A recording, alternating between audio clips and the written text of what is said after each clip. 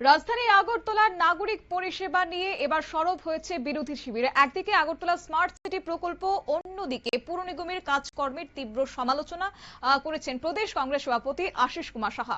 এছাড়াও নাগরিকদেরকে স্বচ্ছভাবে এবং মানসম্মত পরিষেবা নিশ্চিত করার দাবি তুলেছেন আজকে সাংবাদিক সম্মেলনের মধ্য দিয়ে প্রদেশ কংগ্রেস সভাপতি আশিস কুমার সাহা। শুনুন ওনার বক্তব্য।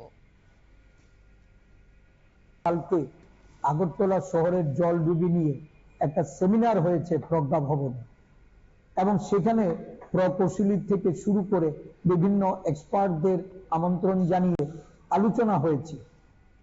অনেকদিন আগে থেকেই আমরা বারংবার বলে এসেছি যে এই আগরতলা শহরকে যদি জলডুবি থেকে বাঁচাতে হয় তাহলে একটা মাস্টার প্ল্যান করা দরকার, এবং এই মাস্টার প্ল্যানের ক্ষেত্রে সমস্ত বিশেষজ্ঞদের মতামত নেওয়া প্রয়োজন। প্রয়োজনে বহিরাজ্য থেকে এজেন্সি এনে এই আগরতলা শহর সহ রাজ্যের যে বড় বড় শহরগুলি, যেখানে বর্ষাকালে মানুষ এই বর্ষার জলে ক্ষতিগ্রস্ত হয়, বাড়ি ঘর দোকানপাট সামান্য বৃষ্টিতে জল ঢুকে, এবার যারা ক্রেডিট নেওয়ার জন্য বলেন যে না এবার তো 3 ঘন্টায় জল নেমে গেছে, 4 ঘন্টায় জল নেমে গেছে, আসলে জল যতটা সময়ের জন্যই বাড়ি ঘরে ঢুকুক, দোকান ব্যবসা কেন্দ্রগুলিতে গিয়া তারা জল ঢুকে ক্ষতিগ্রস্ত হওয়ার সম্মুখীন হতে হয়, এটা তো বন্ধ হওয়া উচিত।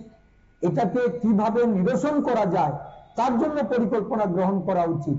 আমরা বারংবার বলেছি যে আগরতলা শহরে স্মার্ট সিটি বা এই কংগ্রেস সভাপতি আশিস কুমার সাহার বক্তব্য আপনারা শুনলেন, এবং তিনি অভিযোগ জানিয়েছেন যে স্মার্ট সিটি প্রকল্প বিপুল পরিমাণে অর্থ ব্যয় করা হলেও সাধারণ মানুষ এখন সেই প্রত্যাশিত নাগরিক সুবিধা থেকে বঞ্চিত রয়েছে।